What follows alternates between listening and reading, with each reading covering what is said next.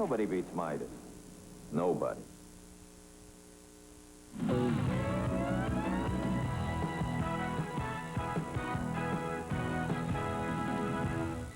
At the Superdome, Syracuse comes back from 6 early to take a 4-point halftime lead. Billy Owens with 15 for the Orangemen. As we welcome you back to New York once again tonight, Jim Nance along with Mike Francesa. 8 years he's been our editorial consultant here at CBS Sports. This year coming from behind the scenes to be our studio analyst. First half thoughts on Syracuse's performance. I thought Minnesota kept the pace where they wanted it against the Syracuse team. I think Syracuse was able to take command. They didn't get a good first half from Derek Coleman. I think they're in pretty good shape right now. All right, Mike. You know, one of this tournament's most emotional stories continues to unfold out west. It was only 19 days ago that Hank Gathers, the brilliant and beloved basketball star for Loyola Marymount University, died on the court of heart failure. His teammates have dedicated this tournament to him, and they have been unstoppable in winning their first 2 games. Tonight, Loyola goes against Alabama, and the Crimson Tide slowing down the pace. Inside 8 minutes to go in the first half, and Loyola Marymount has scored only 13 points. Let's go live to Oakland now and join Brent and Billy. Thank you, Jim. And you folks watching that other game didn't expect to tune over here and see people standing around, did you? But this is Alabama with the ball. Wimp Sanderson with a game plan, almost a steal by Loyola Marymount. And a summation will show you that even though Bama has not shot well, they have been taking seconds off the clock. Their average time of possession, 28, and Loyola Marymount firing every 9 seconds. Now, normally Loyola gets a shot off about every 7 seconds. Alabama in the white. They trailed it all the way. Askins misfiring, rebounded by Peabody. And now here come the Lions. And just notice the difference, how much quicker. You see, they come up and they fire away. And as Billy Packer said earlier, that throws them off their rhythm a little bit. They are off their rhythm because they're having to work on the defensive end for long periods of time. That's Askins, the 6th man for Alabama, and one of their best players pulling down that rebound. 7:10 to go here in the first half. I know you're enjoying that one between Syracuse and Minnesota. Sounds like that one's been a great one so far. Alabama is scoreless over the last 3:30. What happened over there? Askins got hit in the neck. I don't know if he's cut. He just got an elbow when he grabbed that rebound down the other end. You know, one of the things I'm impressed with is Paul Westhead going to his bench early, as he does all the time. Bo Kimball sat down, and even though he doesn't have the flow of the game going, he's still taking his fellas out, letting them sit. Askins in some real pain there. Billy, while the other folks are with us, what do you think about Wimp Sanderson's game plan for Loyola tonight? I think it's excellent. He does not have a team that wants to play in the hundreds. He's figured out a way, or at least he's attempting to figure out a way to occupy anywhere from 25 to 30 seconds every time he's got the ball, with the exception of the fast break, and has really taken Loyola out of their rhythm. Just check the record book. Their lowest total of the year in their opening game was 91 points against Nevada, Las Vegas. There is Ori with a strong offensive rebound. Couldn't put it back, and Benoit with another one, and he hits the jump shot. They could really go to the offensive board. They have superior size and quickness inside. Shot is rejected. Alabama's ball, and there is a foul. Later tonight, we'll see the #1 seed. Interesting, isn't it, when you take a look at those seed numbers on the left side? Vegas, the only one of the top 4 which survived over here, and they'll be up against a defensive-minded team in Ball State. And how about Ball State? The only school from Indiana. You know, you think of the Hoosiers, you think of Purdue, you think of Notre Dame, and yet here it is. David Letterman's favorite college still in the tournament. Fred, the other thing we better start talking about, we keep talking about Loyola being off their game. Alabama has this year held both teams below 25.5. Steal by Fryer. The 3. Good defensive play. That's his first 3-pointer That's tonight. Corey. I guess he wasn't quite across the line, Billy. That's what they ruled. Sampson will pass it up. Now you can see a lot more pressure on the ball out at the perimeter. Maybe a gamble Paul Westhead will take and say, let's put the pressure on, let them have something down inside just to pick up the pace.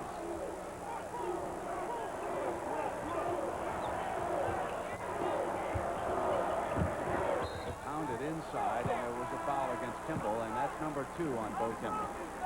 And maybe the most unbelievable stat of this particular tournament so far is when Bo picked up 4 fouls in the first game of the tournament against New Mexico State and played the rest of the game with 4. That was Tony Walker, whom you saw check into the game, is Terrell Lowry out of the Oakland area. 6 down for a time. So that full court press forcing some turnovers here tonight. And when he played with the 4, it's not like he was asleep because he had 45 points in the game. Pryor sat down for a couple of minutes. He's really come out enthusiastically on defense. All right, a 6-point edge in that game. We'll keep you posted on it. Mike, before the contest, picked Loyola Marymount to win the game. Do you have a beat on this one right now? Well, what surprises me is that Paul Westhead hasn't put more pressure on the ball in the half court. Even sacrifice some layups. That's been what they've liked to do in the past. Sacrifice the 2s to get some 3s. They haven't really been shooting those 3s. I think they'll do that more in the second half. All right, Mike, let's show everyone what's ahead for later tonight. A pair of 1 seeds will play. Many will see that Georgia Tech, Michigan State contest. Others will see Ball State, UNLV. Everyone will get the finish of the Running Rebels contest against the Cardinals, the Cinderella Cardinals of Ball State. Tomorrow's lineup starts at 1 o'clock. The road to the Final Four will have a story on Bobby Hurley, the point guard for Duke. That'll be followed by a 1:40 tip in the East Final between UConn and Duke from the Meadowlands, followed up by about 4 o'clock a tip from the Southwest. 2 teams from the Southwest Conference, Texas and Arkansas, will go for the Midwest Regional Final. We'll have all of that action for you tomorrow here on CBS. We'll continue on the road to the Final Four after this.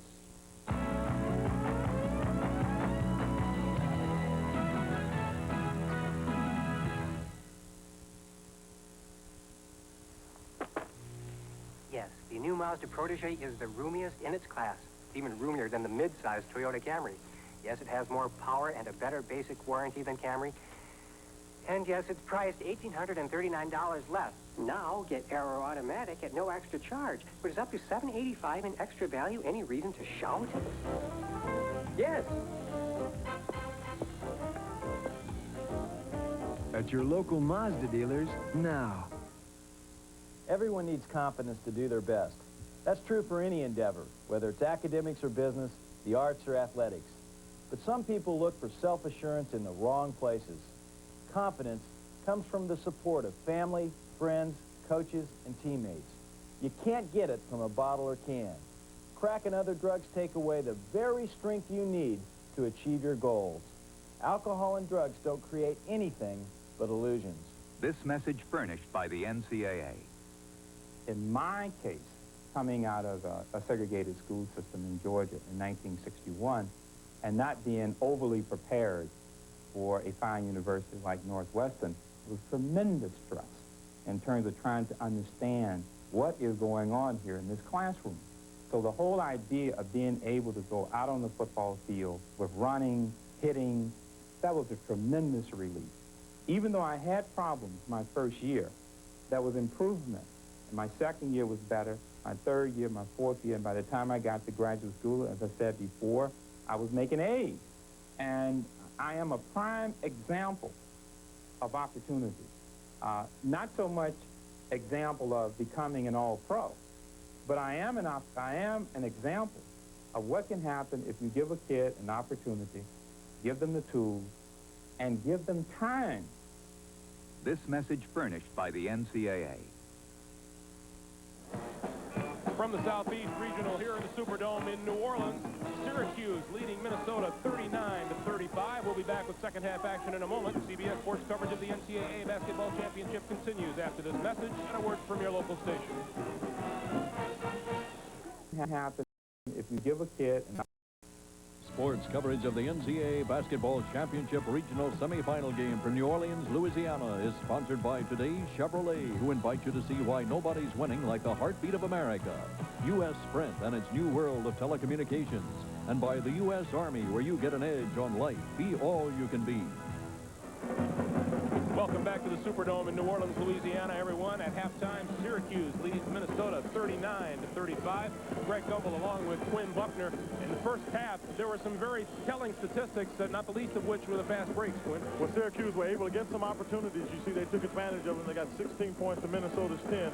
Syracuse had 12 opportunities to push it up the court. Where they really excelled was in the paint. They got some offensive rebound baskets. They got 28 points off of that at Minnesota's 20. Now, the offensive rebounds, you see, they got 9, but they were able to get some putbacks with that, and that just means that Minnesota is not doing a good job blocking Syracuse out. Minnesota needs to reverse that number if they want to have a chance to win this game. We talked about Derek Coleman and his importance to this team, but Billy Owens is the man who picked up and carried Syracuse in the first half. Well, he really did. He's so active, it's hard to keep him off the board. But if you're watching, not only does he come down with this rebound, but he goes back up with it strong, and he's really the story for Syracuse here in the first half. Billy Owens with a 15-point first half. He also has 6 rebounds, and he has carried the Orange to a 4-point lead. Meanwhile, on the Minnesota side, you can't say enough about what Richard Coffey did in the first half. No, and most notably about his offense. You expect Richard Coffey to get rebounds, and he came out and I thought was real strong. But he started shooting jump shots, and that's something you really don't expect from him. So he's been the spiritual leader. He came out and played tough. The rest of the Golden Gophers have to play as tough if they want to win the game. Meanwhile, that man, number 34, Willie Burton, comes into the game averaging 19 points a game. He only had 5 in the first half. So each team has a star that didn't produce the way they're expected to as we get underway. The lob, and a lob to Newburn. That's a little bit of a reverse there. You know, you used to see Syracuse have the lob run, but as I said, that's Newburn. He's capable of a lot of good things. 8 points for Newburn. Again, Syracuse comes out. Michael Edwards not in the game. They know they need to keep the big people in the game because Minnesota does a good job exploiting mismatches. LaRon Ellis in the starting lineup for the second half. There's a steal by the Gophers. Newburn created it, and Newburn scores.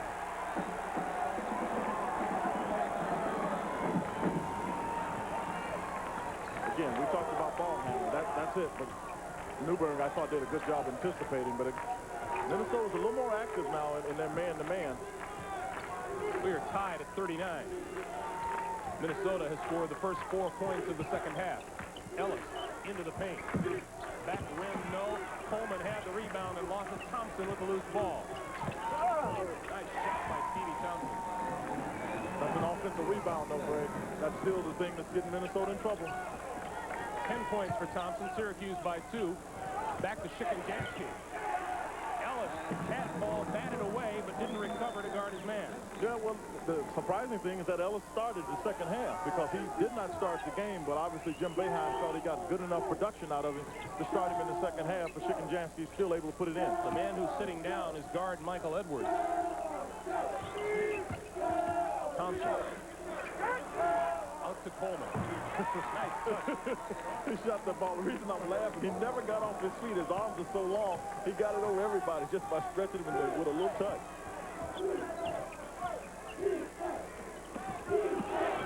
Kevin Lynch and the Gophers are now 4 out of 4 this half from the floor, and they tie it again. Came out with a nice little turn in the corner. Kevin Lynch staying active.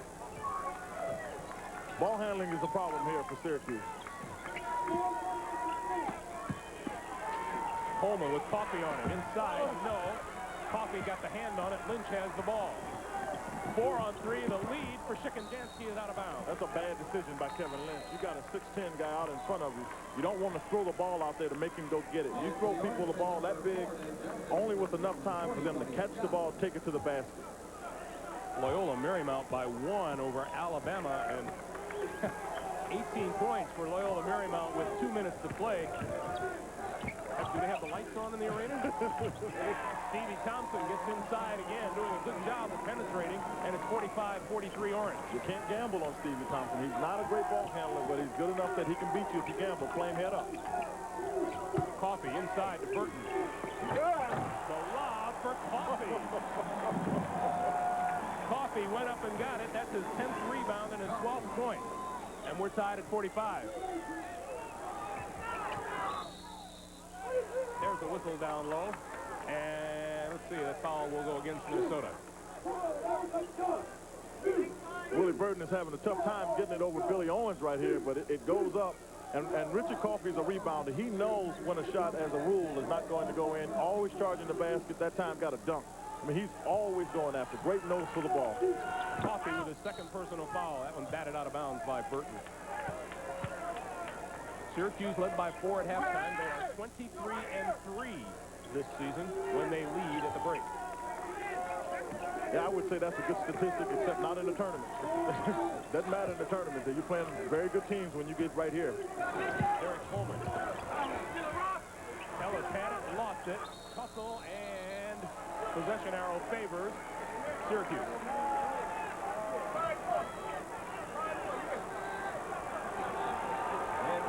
Quinn, what'd you do with the light on the possession arrow? Well, I don't have it. Tim Hampton getting Chicken-Jansky out of the game, brought in Bobby Martin because they felt that Chicken-Jansky's got to get some rebounds for him, and they brought Bobby Martin in because he did a good job of that.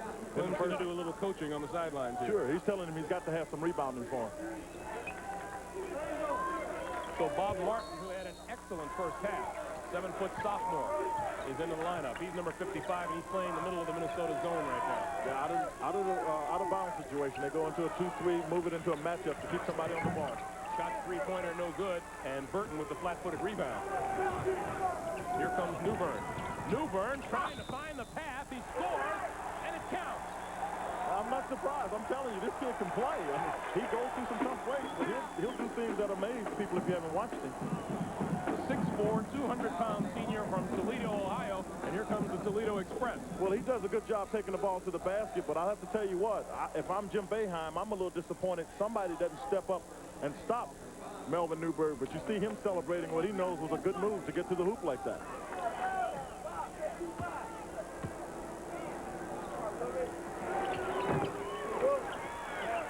Ellis has the rebound. Threw a little bit of an elbow, and the officials take a look and talk to him about it on the way down.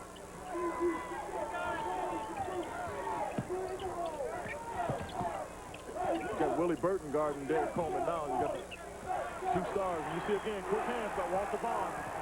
Newbern with Owens in pursuit, and he's fouled from behind.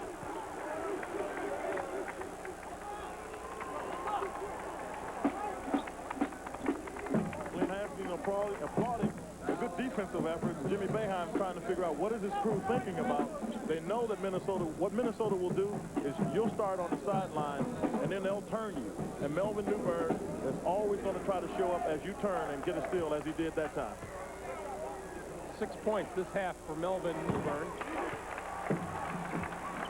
And 14-13 for the game. Minnesota's lead is 3. Make it 4.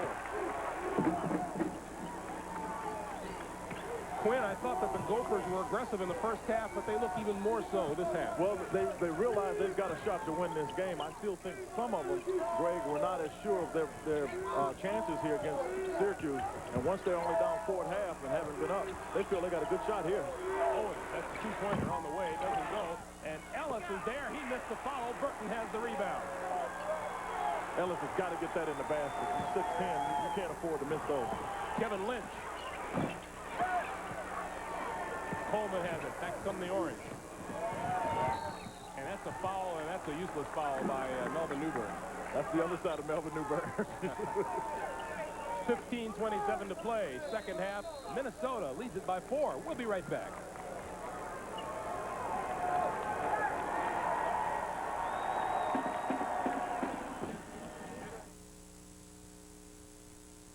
Daytona 500.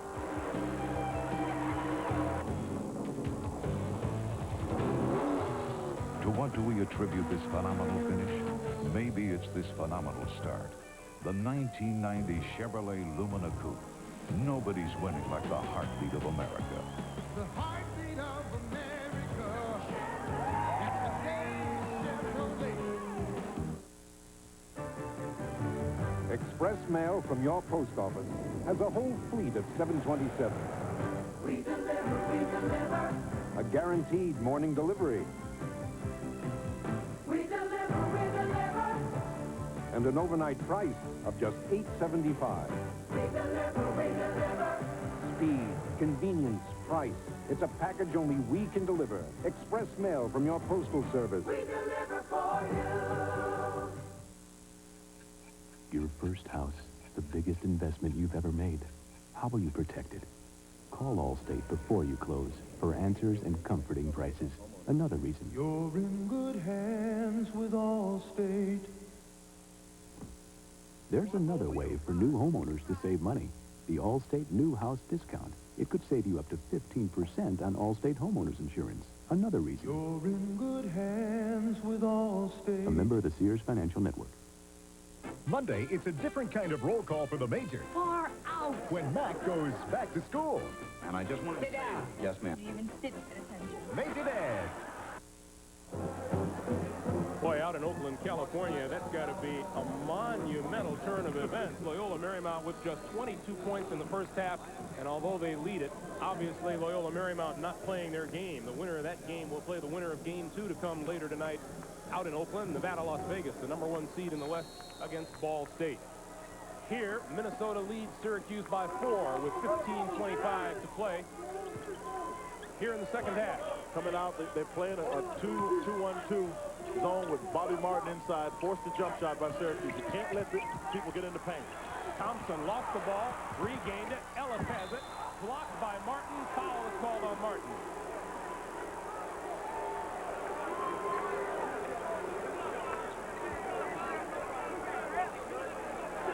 Ellis will go to the line. Clem Haskins, though, that was another opportunity that got away from them there. The ball pops loose, and now you're looking at Bobby Martin having fouled LaRon Ellis, but that's another potential fast break opportunity. Just slip through your fingers.